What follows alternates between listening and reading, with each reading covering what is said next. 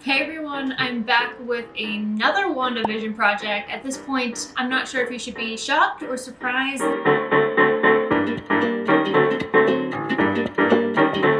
This is my third WandaVision project. My first two were sewing projects, so if you haven't seen those, take a look. I sewed from scratch Wanda's 1950s house dress. And then last week, I put together a bridesmaid dress reconstruction, a glow-up, if you will, for Wanda's 1950s house dress. Yes, I was stuck in the 1950s era for whatever reason, it just happened to be that way. The day I'm planning to post this video will be the finale of WandaVision, so I have not seen that episode yet. I wanted to break out of the 1950s and head into the more modern era. I wanted to do a DIY inspired by Scarlet Witch, and I'm gonna do something I have never, ever done before today. So this may not turn out. I may not be doing things the correct way. Don't hate me. I'm gonna just go for it. I'm going to try to make Scarlet Witch's headpiece with EVA foam, which is an entirely new medium that I've never worked with. I've watched enough YouTube tutorials to be dangerous in this subject. We're just gonna jump in and give it a go. I got all the supplies that I think I might need. I invested in a heat gun. Yeah, who knows how that's gonna go. I have this EVA foam sheet that I'm gonna try to use. Oh goodness. I've got some Plasti Dip to try for the priming and the smoothing. Some glossy red spray paint, of course. I do have this paint that I had got once upon a time on clearance, so who knows if it's still good, but it actually is for cosplay projects. At least that's what they were advertising it for, so if we need it, got this here. I have my mannequin head here, which really gave my dog a fright. Got a blade for cutting. And then I have some hair clips, which I'm gonna try to attach to the back of the mask to actually secure it to my head. My plan of attack is to make a template based on some of the images we've seen from the show, get it the sizing right to my head, cut it out on foam, then use the heat gun to kind of mold it to the shape that I want, take it downstairs in the garage where there's some ventilation, give it a couple good sprays, trying to get it to be a little bit more professional, and then we'll do the finishing touches. So, here goes nothing. I started by measuring the size of my face, then I drew out on paper the shape of Wanda's headpiece. I only stenciled out 1/2 of the headpiece, and then I folded it in half and just traced that with my scissors as I was cutting to make sure each size was exactly the same.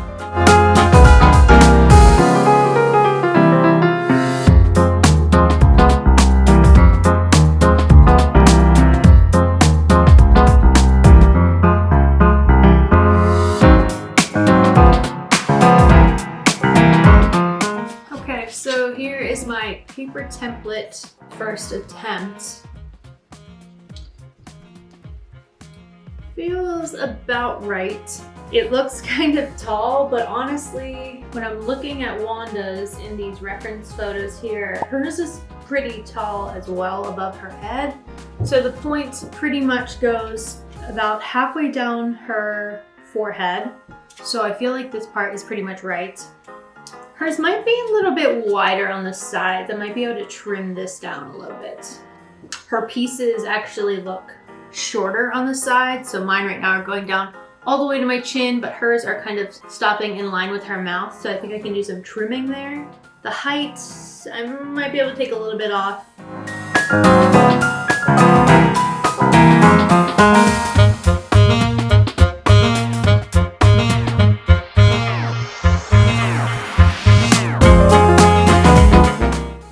So I think I have the front part of the face about where I want it. I trimmed some of these sides back. I'm trying to decide about the height now.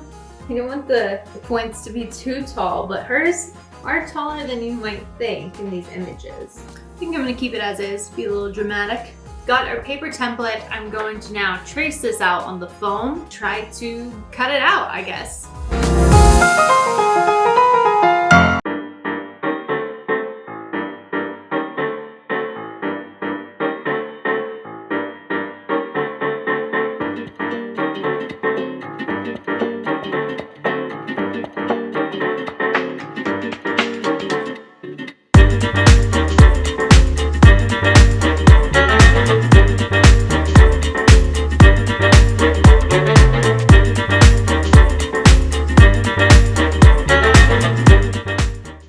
So I relocated down to my garage because I just got nervous doing the heat gun in my kitchen, on my table, all the things. So came downstairs, opened the garage door, well ventilated area, and now my neighbors are probably watching me outside of their homes, but they already probably think I'm weird, okay? Who knows what they've seen me videoing or photographing before. So I'm going to try to heat up this foam piece. I already tried to bend it right in the middle where there is a noticeable crease in her mask to try to give it that shape. I don't know if it's gonna end up being as profound as it may need to be. I'm willing for it to just be so-so because this is my first project and honestly I'm just a little intimidated. I had considered cutting the piece down the middle and then gluing it together to be a very sharp point here. But honestly, it's just something I don't want to do this time, maybe next time. So I'm gonna see how this goes and avoid that if at all possible. I'm literally afraid of this heat gun, if you can't tell. Also, it is raining out and there's cars going by, so if you hear some ambiance, that's why.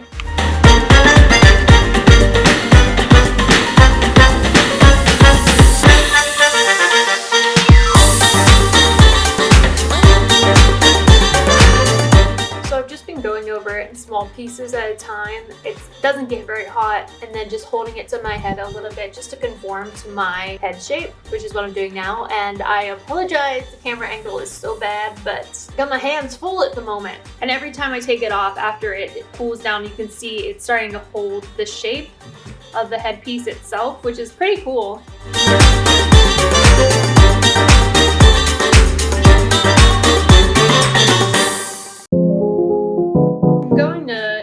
Up the tops of the mask as well. Right now they kind of point straight up. I'm just gonna see if I can bend them straight a little bit back.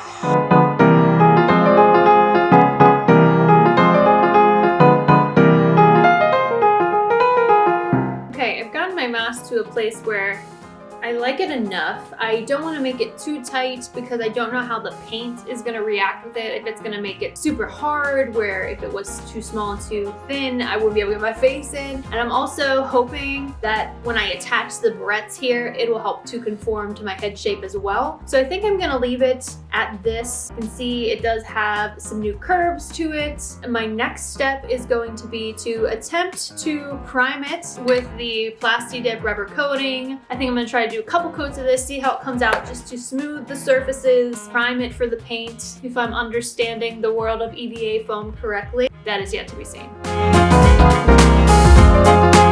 So yesterday I went ahead and sprayed the mask with the black Plasti Dip on the front and the back, let it set overnight just to make sure everything had dried properly. I decided I'm gonna go ahead and use this flexible acrylic paint that I had. I'm gonna hand paint it. Very windy out, very chilly, and I just don't really feel like spray painting in my garage with all the fumes and everything, so I'm gonna try to hand paint it and see how it goes.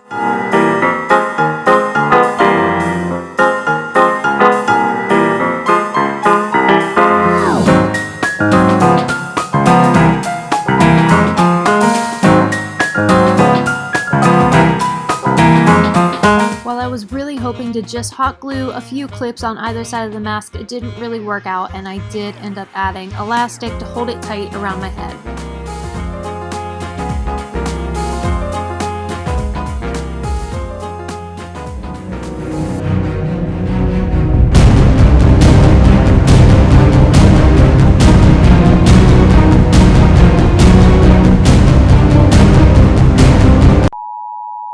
Can't believe what a bad influence you are. Who beefed in your borscht? I'm just trying to do my part, okay? What happened to your accent? What happened to yours? Details are fuzzy, man. I got shot like a chump on the street for no reason at all, and the next thing I know, I heard you calling me. I knew you needed me. So, this WandaVision mask. Turns out, okay, you know, my first time working with foam, I have a lot to learn and a lot of patience to find. I'm not the most patient person when it comes to my projects. I like to do one step and move to the other. This one certainly wasn't the case, or shouldn't have been the case, especially when priming and painting. I did do the primer for one day and then I started painting the next day with the acrylic paint. I think I could have given myself more time to do that, especially when painting the front and the back to make sure they dried correctly.